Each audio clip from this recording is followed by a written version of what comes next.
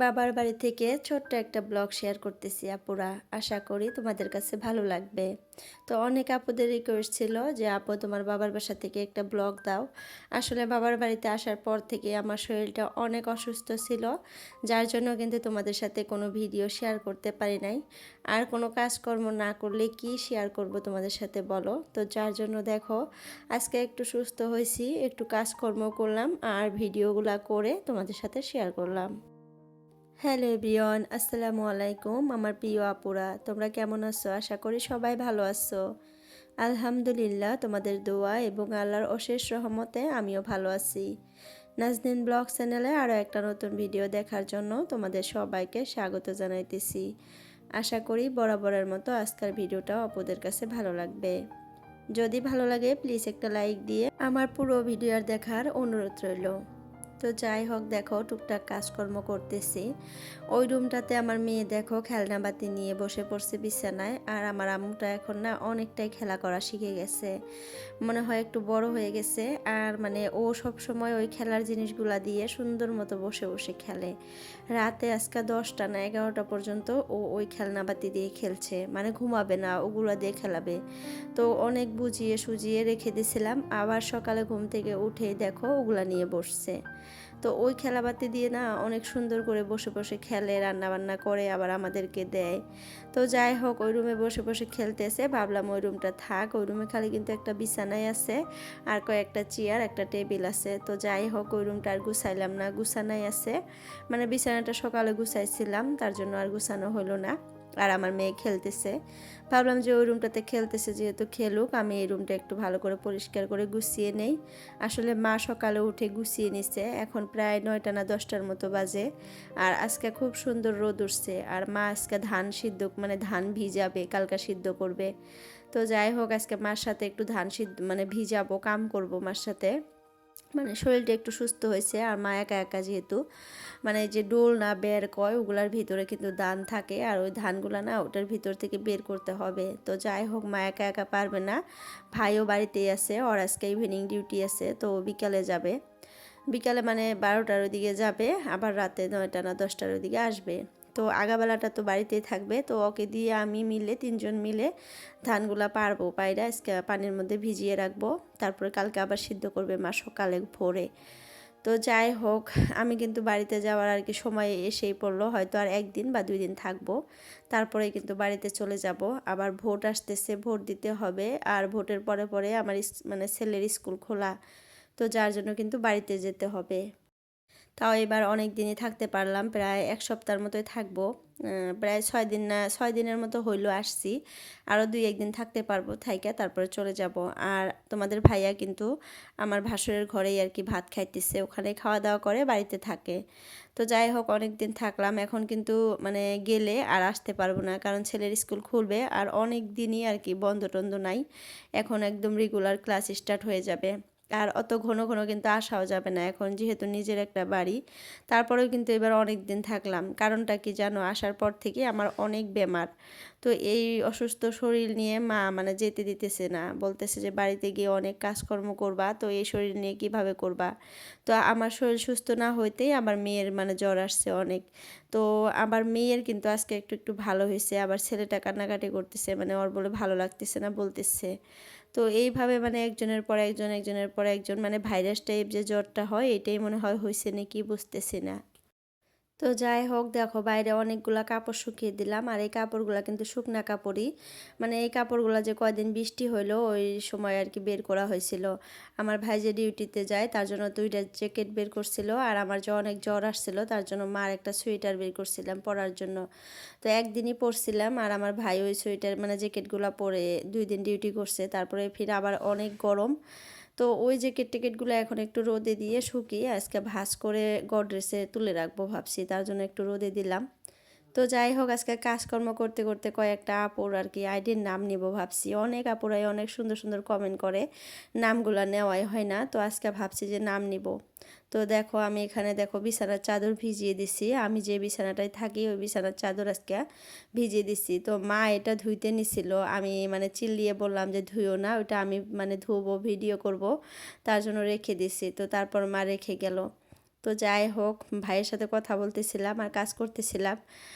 আর মানে দুই ভাই বোন এখনও ছোটো বাচ্চার মতো কাজ করে, মানে এখনও মনে হয় মারামারি মানে কাটাকাটি এরকম এখনও আছে।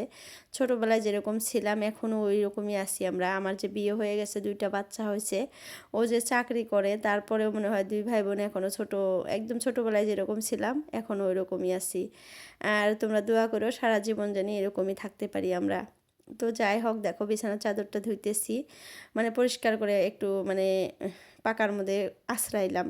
তো অনেক দিন থেকে কিন্তু এরকম করে ধোয়া হয় না, মেশিনেই কিন্তু ধুই। আগে কিন্তু এরকম করেই ধুইছি আমি, তো এখন আর ধোয়া হয় না ওই ভাব করে, মেশিনে ধোয়া হয় যে। তো বাড়িতে আসলে আবার ধুই মাঝে মধ্যে, আবার মাও ধুয়ে দেয়। তো আজকেও কিন্তু মাই ধুইতে নিছিল, আমি আবার বললাম দেখে রেখে দিল। আর আমাকে কাপড় একদমই ধুইতে দেয় না। আজকে মনে হয় আমি কাপড় ধুইতেছি, পানি হাতাইতেছি। জ্বর আসছিল যে 3 দিন থেকে আমি পানি একদমই লাড়ি না। কালকে গোসল করছি, গরম পানি করে দিছে। পরশুদিনও গোসল করছি, মা গরম পানি করে দিছে, তারপরে গোসল করছি। তো যাই হোক, চলো মানে কথা বলতে বলতে আবার নামগুলা নিতেই পারবো না, তো চলো নামগুলা নেই।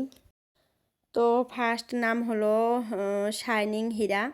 শাইনিং হীরা আপু অনেক সুন্দর একটা কমেন্ট করছে, আর সবসময়ই কমেন্ট করে। তারপরে হলো হাবিবা বেগম আপু কিন্তু জানতে চাইছে আমার মানে গোল্ডেন জুয়েলারির কালেকশন মানে দিতে বলছে, তো দিব, আমি ভাবছি একটা ভিডিও দিব। তারপরে হলো জেসমিন আইডির নাম। তারপরে হলো সোরেয়া নিহা ব্লগ আইডির নাম। তারপরে পাপড়িস লাইফস্টাইল। তারপরে হলো শিরিনা আক্তার। তারপরে হলো মন্তাহার আমু লাইফস্টাইল ব্লগ। তারপরে Rishan Ruhani, homemaker Sabina blog. তারপরে Nazminara blog, Shanta blog, Lima home blog. তারপরে beauty Arifa official, Sajida blog. তো সাজিদা ব্লগ থেকে আইডি থেকে আপু বলছে অসাধারণ একটি ভিডিও, খুব সুন্দর হয়েছে প্রিয় আপু, আপনার ঘরটা দেখে তো আমার মন ভরে যায়। এই জন্য আপনার ভিডিওতে কি মাঝে মাঝে কমেন্ট করতে ভুলে যাই, কিন্তু ভিডিও প্রতিদিন দেখি। তো আপু তোমাকে অসংখ্য ধন্যবাদ, তুমি আমার যে ভিডিও দেখো অনেক ভালো লাগলো শুনে। তো এইভাবেই তোমরা সবসময় আমার পাশে থেকো। সবগুলা কমেন্ট কিন্তু পড়তে পারলাম না, কারণ ভিডিও রিলেটেড কথা বলবো যে, তার জন্য। তো তোমাদের আইডির কিন্তু নামগুলো নিয়ে নিছি। তারপরে রিশান রুহানি যে, এই আইডির থেকেও আপু সুন্দর সুন্দর কমেন্ট করে। তারপরে শিরিনা আক্তার আপু কিন্তু অনেক সুন্দর সুন্দর কমেন্ট করে। মন্তাহার আম্মু লাইফস্টাইল, এই আইডি থেকেও কিন্তু আপু অনেক সুন্দর সুন্দর কমেন্ট করে, আমার ভিডিও দেখে। তারপরে সুরিয়ানি হা ব্লগ, এই আইডি থেকে আপু বলছে আসসালামু আলাইকুম আপু, অনেক কাজকর্ম গুছিয়ে নিলে খুব ভালো লাগলো। আমারও মাছ মাংস থেকে ভর্তা ভাজা সবজি এগুলা দিয়ে ভাত খেতে বেশি ভালো লাগে। পাখির আওয়াজটা শুনতে খুব ভালো লাগলো, ভালো থেকো আপু। তো আপু অসংখ্য ধন্যবাদ তোমাকে, তুমি আজকে ফার্স্ট আমার ভিডিওতে আর কি কমেন্ট করছো। এর আগে কিন্তু আমি তোমার ভিডিও দেখছিলাম আর কমেন্ট করছিলাম, তো হয়তো তার জন্য তুমি আজকে আমার ভিডিও দেখছো, কমেন্ট করছো। তো এইভাবে সবাই সবার পাশে থেকো, সবাই সবার ভিডিও দেখো, কমেন্ট করো। তো ভালো লাগলো তোমার কমেন্টটা পড়ে, আর তোমার ভিডিওগুলোও কিন্তু আপু অনেক ভালো লাগে। তো যাই হোক, দেখো মেয়েকে খাওয়াইতেছি, কাজকর্ম আর টুকটাক কোনো কিছুই করি নাই, মার সাথে খালি ধান ভিজিয়ে দিছি, দিয়ে তারপরে গোসল করে নিলাম। গোসল করে মেয়েকে গোসল করিয়ে দিচ্ছে আজকে মা, মানে 3 দিন পর আজকে মেয়েকে গোসল করা, 3 দিন না সরি 2 দিন পর আজকে মেয়েকে গোসল করাইলাম। এই 2 দিন খালি ওকে কাপড় ভিজিয়ে মানে গরম পানির মধ্যে কাপড় ভিজিয়ে ভালো করে মুছে রাখছিলাম। তো আজকে মা বললো যে গরম পানি করে তাড়াতাড়ি করে গোসল করিয়ে দেই, জ্বর আসছে যেহেতু, এখন জ্বরটা সেরে গেছে। আর গোসল না করাইলে আরও কিন্তু শরীরটা অসুস্থ হয়, ভালো লাগে না। তো আজকে গোসল করানোর পর হয়তো মেয়েটা আমার একটু আরাম পাইছে, আর ছেলেটাও আজকে অতটা সুস্থ না, একটু অসুস্থই, মানে ওর বলে ভালো লাগতেছে না। তো আমি মনে মনে ভাবতেছি হয়তো ওরও মানে শরীরটা খারাপ হবে নাকি, বুঝতেছি না। আমার হইলো আবার মেয়েরও হইলো, তো এরপর পর ছেলেরও হতে পারে, মানে ভাইরাস টাইপ যে জ্বরটা হয়। আর এই সময় কিন্তু সবার এইভাবে জ্বর আসে, স্বাভাবিক এটা, মানে ওয়েদার চেঞ্জ হইতেছে যে, তার জন্য। তো যাই হোক, দেখো এখন অতটা গরম পড়ছে কি আর বলবো। তারপরে দেখো ফ্যান দিয়ে দিছি, ফ্যান চালিয়ে দিয়ে এই যে জ্যাকেট সোয়েটারগুলো ভাঁজ করে রেখে দেবো, রেখে দিয়ে ভাত খাবো। এখনও ভাত খাই নেই, আর মেয়েকে কিন্তু খাওয়াইলাম, মানে একটু করে ডালিয়া খাওয়াইলাম ওকে। তো ছেলেকে ভাত দিছিল মা, ছেলে ভাত খেয়ে এসে ঘুমিয়ে আছে, মানে শুয়ে শুয়ে মোবাইল দেখতেছে। তো এই কাপড়গুলো ভাঁজ করে রেখে দিয়ে তারপরে আমিও ভাত খাবো, মা গোসল করতে গেছে। তো দেখো আমার ছেলেরও কাপড় আছে, মেয়েরও কাপড় আছে। আর এখন এত পরিমাণে গরম, তার জন্য কিন্তু আমি ছেলে মেয়ের অতটা ঠান্ডার কাপড় আনি নাই। তো আসার পরে মেয়ের আবার জ্বর আসছিল, তো তারপরেও তার দেখি যে ওর মেয়ের জন্য তাও 2টা সোয়েটার একটা পায়জামা নিয়ে আসছিলাম, কিন্তু ছেলেটার একটা ঠান্ডার কাপড়ও আনি নাই আমি। ওর যদি কিছু হয় কি যে পরাবো আমি মানে ভাবতেছি। তো যাই হোক, আল্লাহ যাতে ওকে সুস্থ রাখে, ভালো রাখে, ওর যাতে কিছু না হয়। তো মেয়ের তাও 2টা ঠান্ডার কাপড় আনছিলাম, ওই 2টা ওকে পরায়া পরায়া রাখছি এই 2 দিন। মানে জ্বর আসলে তো অনেক ঠান্ডা লাগে, ঠান্ডার কাপড় পরাইতেই লাগে। তো ওর 2টা সোয়েটার একটা পায়জামা আনছিলাম, ওই কটা দিয়ে অমনে চললো। তো দেখো এখন ওই যে কাপড়গুলো গডরেজে তুলে রাখতেছি। আর এই গডরেজটা কিন্তু আমাদের বাড়িতে আর কি নতুন আনা হয়েছে, ভাই আনছে আর কি, কয়দিন আগে দেখে আনছে, ভালোই লাগছে, হোয়াইট কালারের মধ্যে পার্পল কালারের ফুল। তো গডরেজটার দাম কত নিচ্ছে আমার ঠিক মনে নাই, কিন্তু ভালো লাগছে। আর গডরেজটা অনেক সুন্দর, সামনাসামনি থেকে অনেক ভালো লাগে, হয়তো ভিডিওতেও কিন্তু ভালোই লাগতেছে দেখতে। তো যাই হোক, মার এখন অনেক সুবিধা হয়েছে, কারণ অনেক কাপড়, 3জনেরই অনেকগুলা কাপড়, এতদিন কাপড়গুলো সব শোকেছে। আর এই যে ড্রেসিং টেবিলের যে সাইডে যে ইটা দেখতেছো, এইগুলাতে আর কি কাপড়গুলো রাখছে। তো এখন সব কাপড় মা গডরেজে রাখছে সুন্দর মতো ভাঁজ করে। আর গডরেজ কিন্তু বাড়িতে লাগে, মা কিন্তু অনেক দিন থেকে একটা গডরেজ কিনতে চাইতেছিল, কিন্তু ভাই কিনে দেয় নাই, বলে যে কদিন পরে কিনো। তারপরে বলে সেদিন হঠাৎ করে ও নিজে গিয়েই নিয়ে আসছে এটা। তো আমাকেও ফোন করছিল, আবার হোয়াটসঅ্যাপে অনেকগুলো ফটোও দিছিল। তো তারপরে এটাই 2 ভাই বোন মিলে চয়েস করে তারপরে ও এটা নিয়ে আসছে। তো যাই হোক, কাপড়গুলো ভাঁজ টাজ করে রেখে দিয়ে তারপরে আসলাম ভাত খাওয়ার জন্য। তো দেখো ফ্রিজে বোতলটা রেখে দিলাম, এটা ভাইয়ের বোতল। এই বোতলে করে ভর্তি করে পানি নিয়ে ও হসপিটালে যায়। তো আজকে বোতলটা নিয়ে যায় না, রেখে গেছে। তো বোতলটা রেখে দিলাম। তারপর দেখো এখন ভাত খাবো। আর আমার মার এটা রান্নাঘর। তো আগে কিন্তু এই ঘরটাতে মা আব্বা ছিল, এখন এই রুমটাতে আর কি রান্নাঘর বানিয়ে নিছে, কিন্তু এই সাইডে একটা বিছানা আছে। আমি ভাবছি তোমাদের সাথে একটু হোম ট্যুর শেয়ার করব, ছোট্ট করে একটা হোম ট্যুর শেয়ার করব, অনেকেই জানতে মানে দেখতে চাও। আর কতদিন পর হয়তো এই ঘরগুলা থাকবে না, এই ঘরগুলা মা ভাঙতে চাইতেছে।